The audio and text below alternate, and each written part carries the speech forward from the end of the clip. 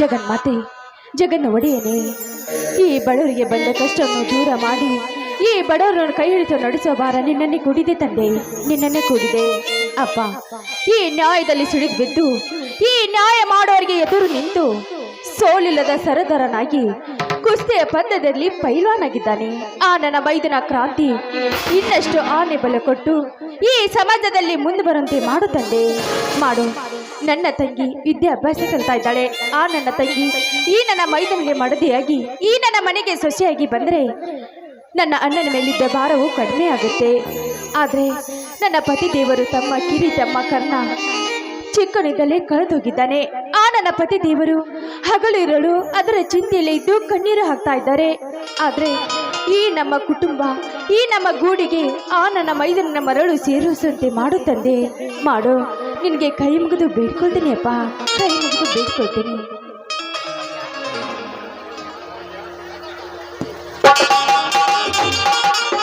ಸೌಭಾಗ್ಯ, ಏ ಸೌಭಾಗ್ಯ, ಇಲ್ಲಿ ನೋಡು ನಮ್ಮ ಮನೆಗೆ ಯಾರು ಬಂದಿದ್ದಾರೆ ಅಂತ.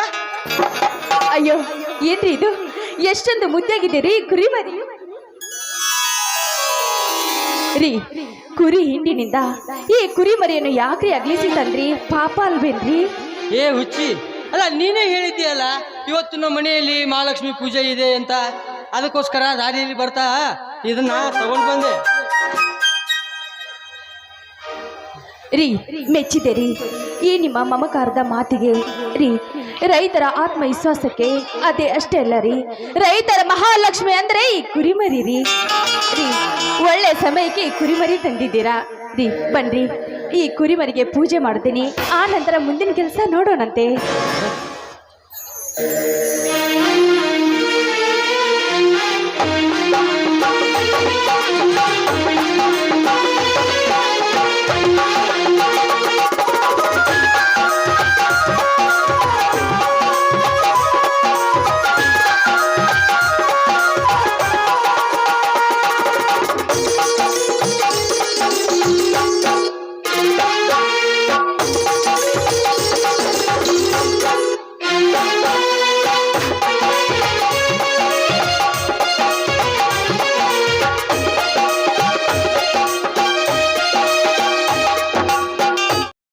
ಪತಿಯ ಕೈಯನ್ನು ಹೂವನ್ನು ಮುಡಿಸ್ಕೊಂಡ್ರೆ ಆ ಸೂರ್ಯ ಮರೆ ಆದರೂ ಈ ಹೂ ಬಾಡೋದಿಲ್ಲ ಅಂತಾರೆ. ಮೆಚ್ಚಿದೆ ಸೌಭಾಗ್ಯ, ಈ ನಿನ್ನ ಪತಿಯ ಮೇಲಿಟ್ಟಿರುವ ನಂಬಿಕೆಗೆ ಹಾಗೂ ವಾತ್ಸಲ್ಯಕ್ಕೆ ಬಾ, ನಾನೇ ಮುಡಿಸ್ತೀನಿ.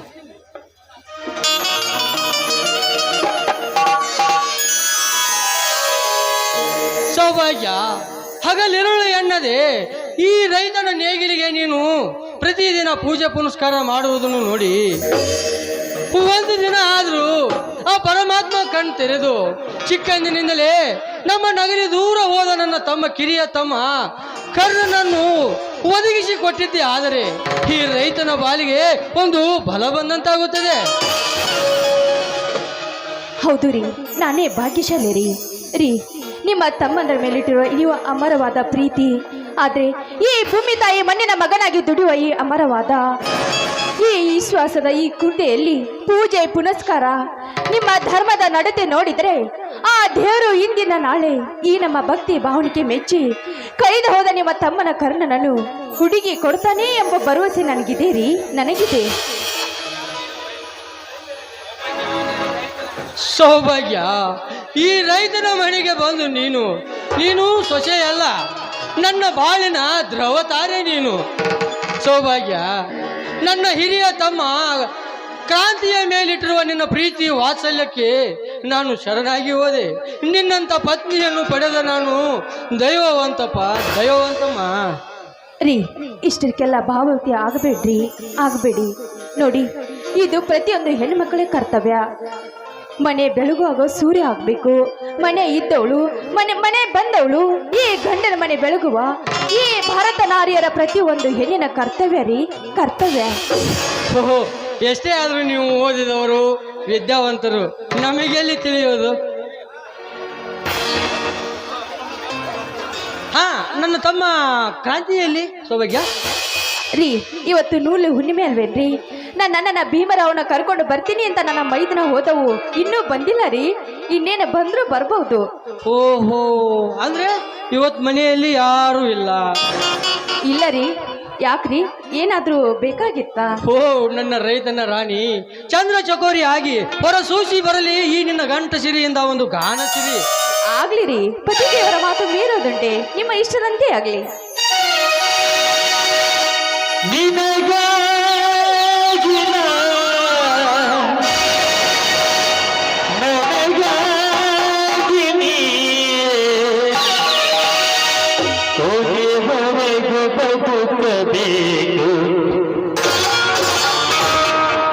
ನನ್ನಲವೇ ನೀತಾರೆ ನನ್ನ ಚಲುವೆ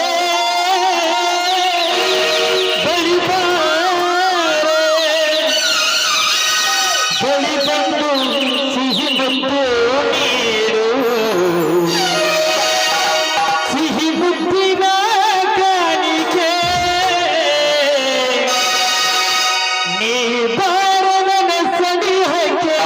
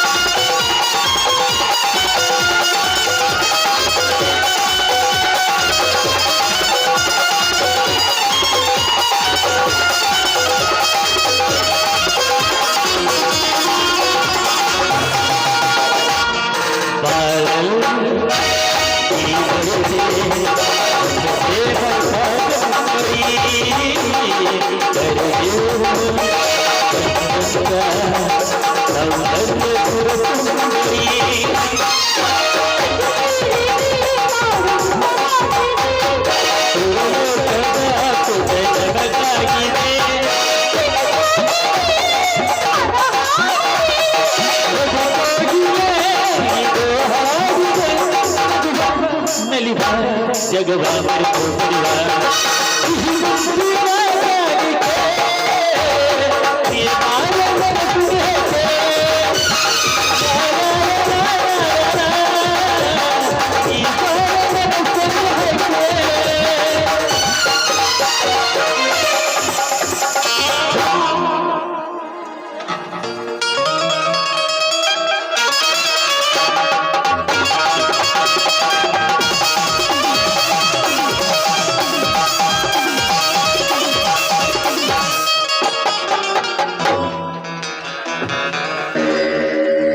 ಸೂರ್ಯ ಬಂದಾಗ ಹಗಲಲ್ಲಿ ಬೆಳಕು, ಚಂದ್ರ ಬಂದಾಗ ഇരുಳಲ್ಲಿ ಬೆಳಕು. ಆದರೆ ದೇವಲೋಕದಂತಿರುವ ಈ ನಮ್ಮ ಅರಮನೆಯಲ್ಲಿ ಪಾರ್ವತಿ ಪರಮೇಶ್ವರಂತ ಅಣ್ಣ ಅತ್ತಿಗೆ ಇರುವಾಗ ಹಗಲಿರಲು ಬೆಳಕು. ಅಣ್ಣ ಅತ್ತಿಗೆಮ್ಮ, ನಿಮ್ಮ ಈ ನೃತ್ಯವನ್ನು ಕಂಡು ನನ್ನ ಎರಡು ಕಣ್ಣುಗಳು ಪಾವನಾದವು. ಮೈದನ, ಇದ್ರಲ್ಲಂದೇನೋ ತಪ್ಪಿಲ್ಲಪ್ಪ. ಎಲ್ಲ ನಿಮ್ಮ ಅಣ್ಣರು ಚಪಲತೆ. ಚಪಲತೆ ಏನಿಲ್ಲಪ್ಪ, ಬಹಳ ದಿವಸ ಆಗಿತ್ತು ನಿಮ್ಮ ಅತ್ತಿಗೆಯ ಕಂಠಸಿರಿಯಿಂದ ಹಾಡಿಕೆ ಇರಲಿಲ್ಲ. ಅದಕ್ಕೋಸ್ಕರ ತಮ್ಮ ನನ್ನಿಂದ ಏನಾದ್ರು ತಪ್ಪಾಯ್ತೇನಪ್ಪ? ತಪ್ಪಾದ್ರೆ ಕ್ಷಮಿಸ್ಬಿಡಪ್ಪ. ಅಣ್ಣ, ಛೇ ಎಂತ ಮಾತನಾಡ್ತೀಯ ಬೆಟ್ಟಪ್ಪ. ಪ್ರತಿಯೊಬ್ಬರ ಮನೆಯಲ್ಲಿ ಈ ರೀತಿ ನಗು ನಗುತ್ತಾ ನಲಿಯುತ್ತಾ ಹಾಡುತ್ತಾ ಕುಣಿಯುತ್ತಾ ಜಗಳ ಜಂಜಾಟ ಬಾರದಂತೆ ಸಂಸಾರ ಸಾಗಿದರೆ 100 ಮಡಿಯಷ್ಟು ಹೆಚ್ಚಾಗತ್ತೆ ಎಂದಾರ ಆ ಆರೋಗ್ಯ. ಉಂಡು 100 ಅಡಿ ಕೆಂಡಕ್ಕೆ ಕೈ ಕಾಸಿ ಗಂಡ ಭುಜ ಮೇಲು ಮಾಡಿ ಮಲಗಿದರೆ ಆ ವೈದ್ಯನ ಗಂಡ ಎಂದ ಸರ್ವಜ್ಞ.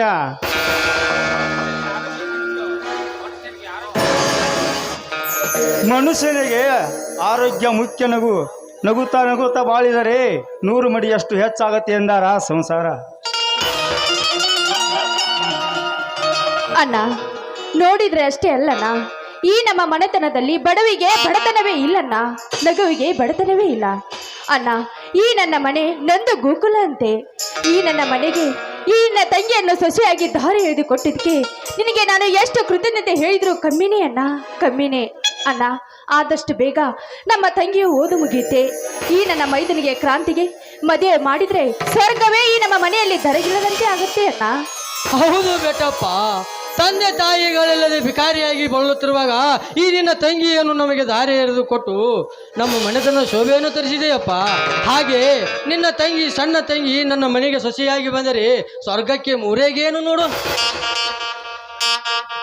ಬೆಳಕು ಬದುಕಿಗೆ ದಾರಿದೀಪ, ಅಭಿವೃದ್ಧಿಗೆ ಆಶಾದೀಪ, ಸಾಧನೆಗೆ ಸ್ಫೂರ್ತಿ ದೀಪ. ಆದರಂತೆ ಶ್ರಾವಣಿಯ ಶಿಕ್ಷಣ ಮುಗಿದ ತಕ್ಷಣ ನಿಮ್ಮ ಆಸೆಯಂತೆ ಖಂಡಿತ ಇಚ್ಛೆಯನ್ನು ಈಡೇರಿಸುತ್ತೇನೆ. ಏನಂತೆಯಪ್ಪ ಕ್ರಾಂತಿ? ಗುರುಗಳೇ, ಈ ಒಂದು ವಿಷಯದಲ್ಲಿ ನನ್ನನ್ನು ಪೀಡಿಸಬೇಡಿ. ನಾನು ಬಹಳಷ್ಟು ಸಲ ಅತ್ತಿಗೆಗೆ ಹೇಳೇನಿ, ಅವಳು ವಿದ್ಯಾವಂತೆ, ನಾನು ಹಳ್ಳಿಯ ಹುಂಬ. ಅವಳಿಗೂ ನನಗೂ ಅಜಗಜಾಂತರ ವ್ಯತ್ಯಾಸವಿದೆ. ಅಷ್ಟೇ ಅಲ್ಲದೆ ನನ್ನ ಛಲ ನನ್ನ ತಮ್ಮ ಕರ್ಣ ಸಿಗುವವರೆಗೂ ನಾನು ಮದುವೆ ಆಗುವುದೆಂದು ಶಪಥ ಮಾಡಿದ್ದೇನೆ. ಮೈದನ, ಆಗ್ಲಿ ಮೈದನ, ನಿನ್ನ ಆಸೆಯಂತೆ ಆಗ್ಲಿ ರೀ. ನಮ್ಮ ಅಣ್ಣ ಯಾವ ಹಬ್ಬಕ್ಕೂ ಬರ್ದಿದ್ರು ಈ ರಕ್ಷಾ ಬಂಧನ ಹಬ್ಬ ಅನ್ನಂತರೂ ತಪ್ಸೋದಿಲ್ಲ ರೀ.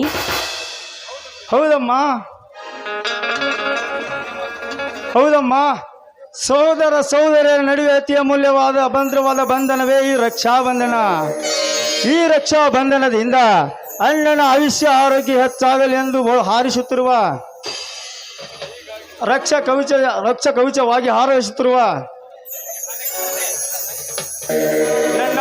ನನ್ನ ಮುದ್ದ ತಂಗಿಯ ಮುಂದೆ ಎಲ್ಲವೂ ಶೂನ್ಯ. ನಾನು ಹೀಗಾಗಿ ಎಲ್ಲೇ ಇದ್ದರು ಹೆಂಗೆ ಇದ್ದರು ನೀನಿದ್ದಲ್ಲಿ ತಪ್ಪದೆ ಬಂದೇ ಬರುತ್ತೇನಮ್ಮ, ಬಂದೇ ಬರುತ್ತೇನೆ. ಬೆಟ್ಟಪ್ಪ, ನೀನು ಮಹಾಪುಣ್ಯವಂತನಪ್ಪ. ಆ ಭಾಗ್ಯ ನಮಗೆ ಇಲ್ಲದಾಗೆ ಹೋಗಿದೆಯಪ್ಪ.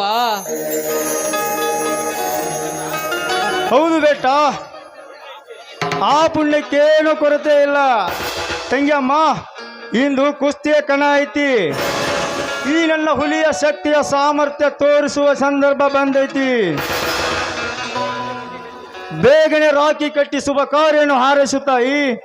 ನೀನು ಸಣ್ಣವಿದ್ದಾಗ ರಾಖಿ ಕಟ್ಟಿ ಹಾಡನ್ನು ಹಾಡ್ತಿದ್ಯಲ್ಲ, ಹಾಡನ್ನು ಹಾಡಿ ಹಾರೈಸುತ್ತಾಯಿ. ಆಗ್ಲಿ ಅಣ್ಣ, ಬಾನ ಕುಳಿತುಕು ಬಾರ ಹಾಕಿ ಕಟ್ತೀನಿ.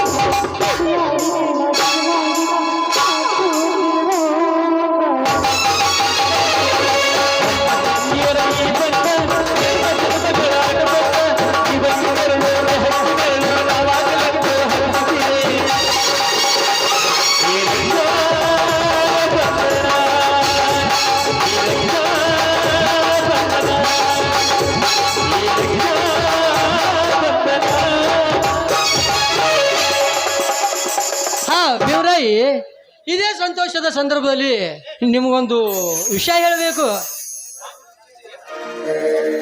ಅಂತ. ಈ ಸಂತೋಷಕ್ಕಿಂತ ಮಿಗಿಲಾದ ಖುಷಿ ಸುದ್ದಿ ಯಾವದಪ್ಪ?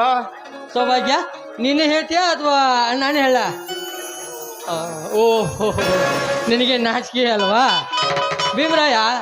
ಹಾಗೂ ತಮ್ಮ ಕ್ರಾಂತಿ, ನಿಮ್ಮ ಮುಂದಲ್ಲದೆ ಮತ್ತೆ ಯಾರ ಮುಂದೆ ಹೇಳಪ್ಪ? ಹೇಳ್ತೀನಿ. ಅದು ಅದು ಭೀಮ್ರವ, ನಿನ್ನ ತಂಗಿ ಈಗ 3 ತಿಂಗಳು ಗರ್ಭಿಣಿ ಹೇಗಿದ್ದಾಳೆ? ನಾನು ಕಾಕಾಗತ್ತೀನಿ ಮಾವ.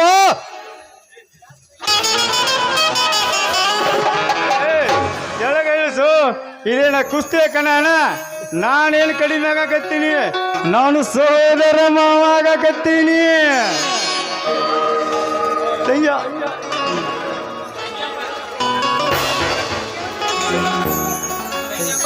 ತಂಗಿ ತಂಗಿ ಇಂಥ ಸಿಹಿ ಸಂದರ್ಭದಲ್ಲಿ ಈ ನಿನ್ನ ನನಗೆ ಮರೆಯಲಾರದ ಕಾಣಿಕೆ ಕೊಟ್ಟೆ ಅಮ್ಮ, ಮರೆಯಲಾರದ ಕಾಣಿಕೆ ಕೊಟ್ಟೆ.